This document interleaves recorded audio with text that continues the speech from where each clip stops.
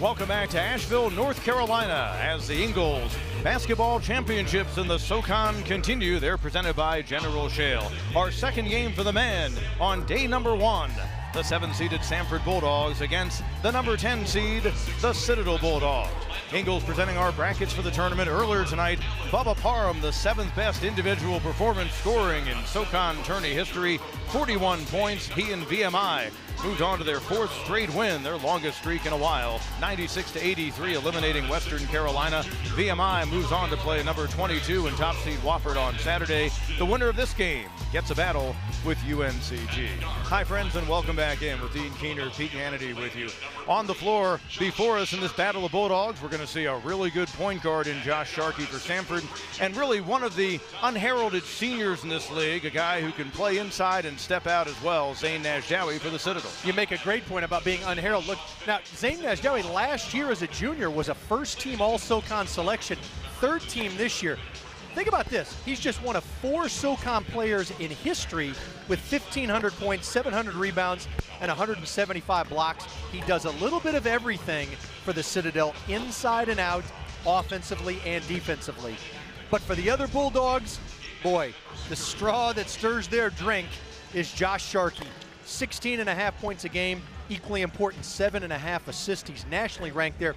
I think he's as good as any in the league in transition, making decisions, putting the ball in the basket or in the right player's hands. Now, we've learned a bit of news prior to this game that will significantly impact the Citadel Bulldogs. More on that from the third member of our team, Stormy Bonatoni. Stormy? That's right, Pete. The Citadel will be missing a significant piece to the puzzle today, as top scorer and leader Lou Stallworth did not make the trip to Asheville with the team after being declared academically ineligible by the NCAA. And talking to head coach Duggar Bockham yesterday, he said that this is a huge loss because he needs a whole lot more than the production on the court, which is pretty darn good, 20-plus points and 5.5 assists per game average. But he's really grown into the heart and soul of this team in his year here. So all they can do now is have a next man up mentality and think of it as an opportunity for others. Speaking of which, the true freshman, Jerry Gene Higgins, will be making his first career start at the point with various guys, including Alex Reed, Matt Frierson, and Derek Webster rotating into that position as the game dictates. So look out for that.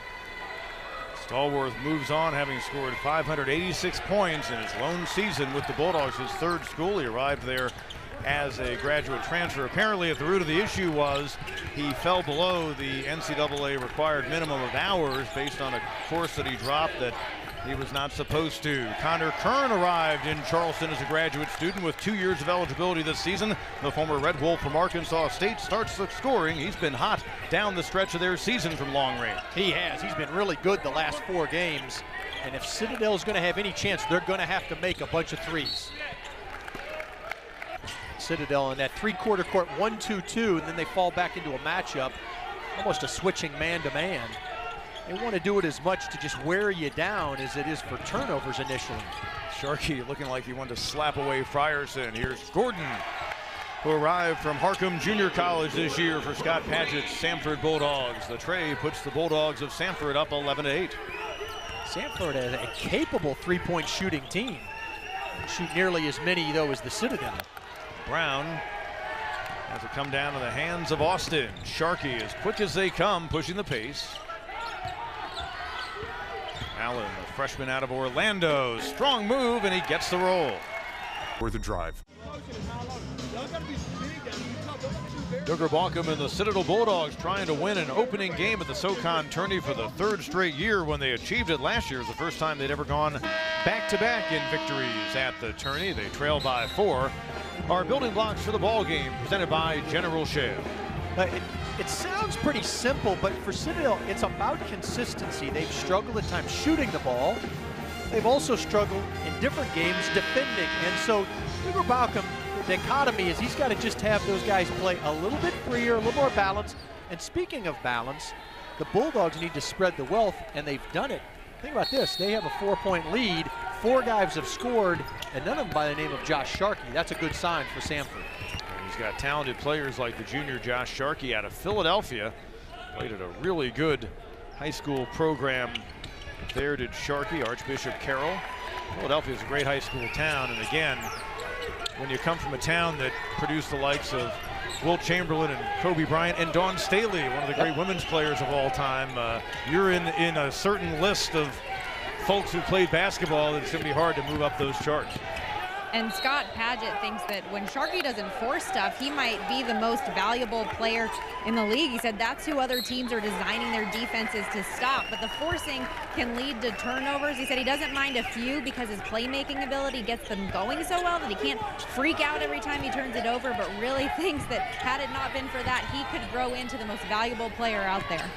Scott Padgett thinks that there are maybe only a half a dozen guys in all of college basketball with a quicker first step than the man with the ball right now, and Sharkey tries to make the fadeaway, and flying in for the rebound is the Citadel's Alex Reed, who's going to handle some of the point guard duties tonight with the absence of Stallworth. So will that man Caden Rice.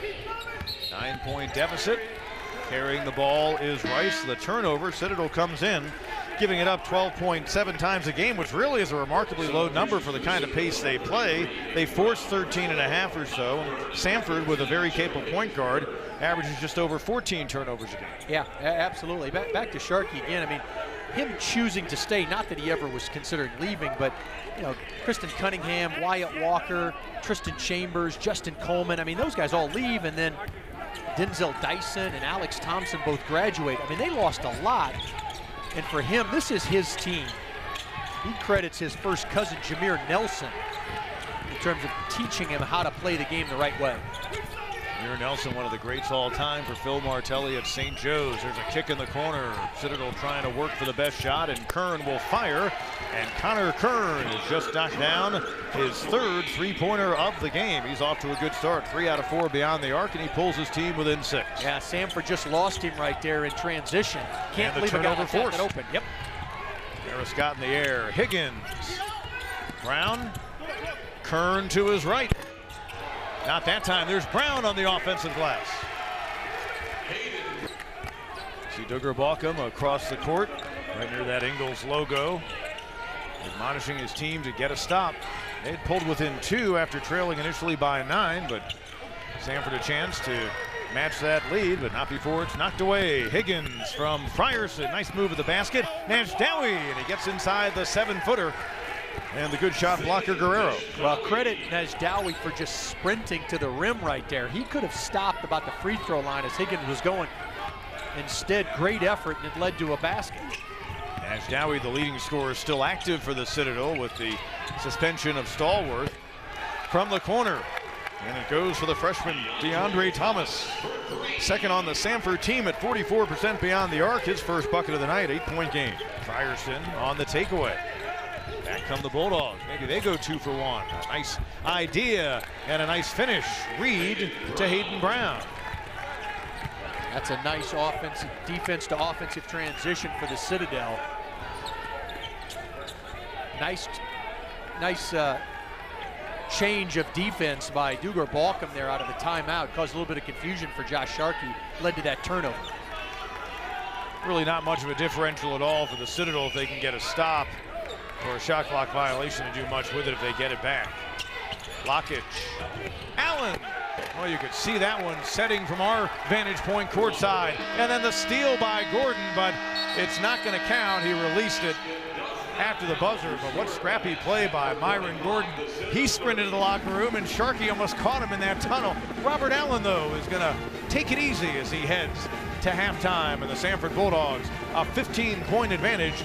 They lead at the break, and when leading at halftime this year, Samford is 13-5. Here's Stormy with Scott Padgett.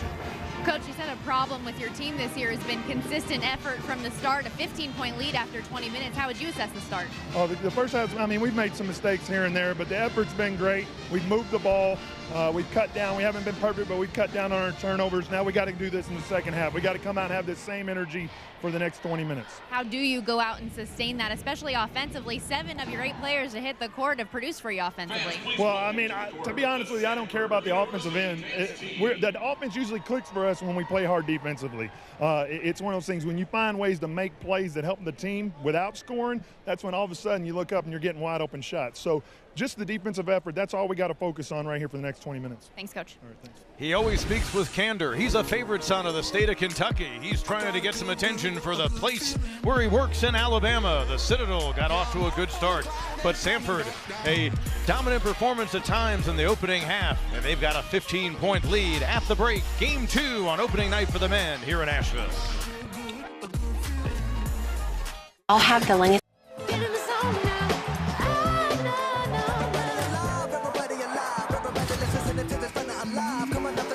Champ Week continues through March 17th on the networks of ESPN.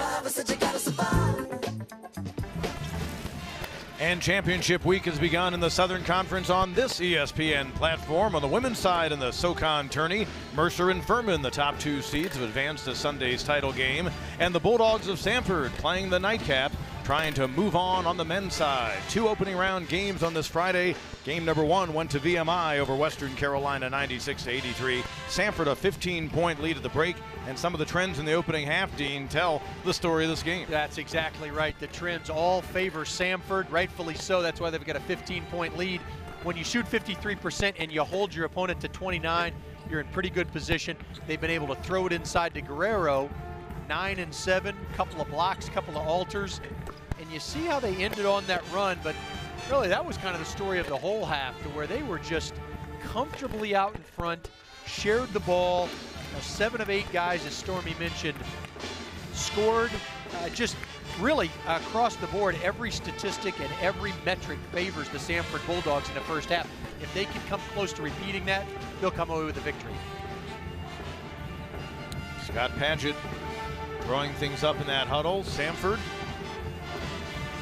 last year in the Southern Conference tournament, they were bounced in the opening round by Chattanooga in what was an upset on a Friday night.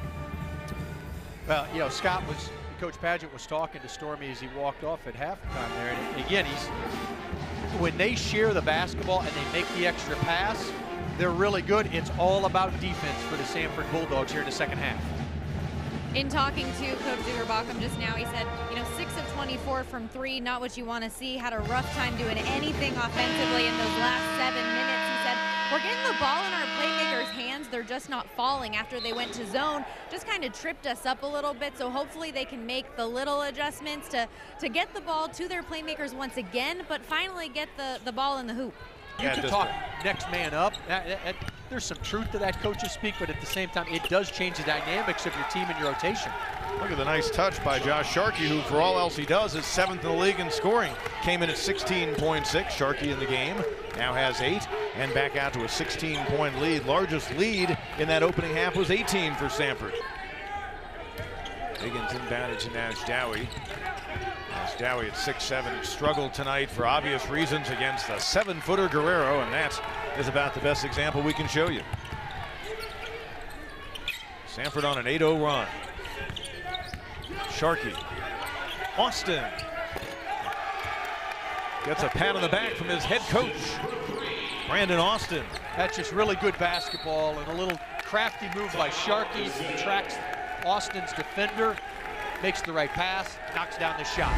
Duggar Balcom wanted to go to the under 16, but he had to call a timeout now. Brandon Austin having him a night. He is everything and more tonight. The transfer from Alabama is comfortable in a Samford uniform. You figure if Wofford, which would get him to 28 wins if they win Saturday and Sunday and then lose in the championship game. If that were to happen and they didn't get in there, the Southern Conference should have a march in Indianapolis. Yeah. Absolutely. 37 at-large bids. I was looking at the other day. I think there will be 34 Power 7 conference teams to get those at-large bids with 3 remaining for the likes of the SoCon and other mid-major leagues. Our ball game has come to an end, but Scott Padgett and company really had this one in control, frankly, late in the first half. And the Samford Bulldogs moving on. They will play the UNCG Spartans tomorrow night as they take care of business against the Citadel Bulldogs. 100-71. Samford wins the season series against the Citadel, taking 2 out of 3. Well, a complete victory across the board. You know, Scott Padgett said to Stormy at halftime, we need a repeat of our effort and how we are moving the ball and what we do defensively. I think he'd be very pleased. I'm not sure he'll watch a lot of this film. He'll turn his attention to the Spartans. but he's got to be really happy of how his team played in the first round of the Southern Conference Tournament. I want to say that Samford UNC game will be great. Partner, all 4 tomorrow are going to be really good in what should be a great day of Southern Conference basketball. You and I may have the best seats for basketball in the entire country tomorrow with this great Southern Conference and quarterfinals Saturday. The Wind snapping a 4-game skid for the Samford Bulldogs. They improved to 17-15. The Citadel season comes to an end at 12-18. And now Dean Keener, you and I do indeed look forward to quarterfinal Saturday in the SoCon. It begins at noon. Join us. For Dean Keener and Stormy Bonatoni, Pete Hannity saying so long from Asheville. This has been a presentation of ESPN.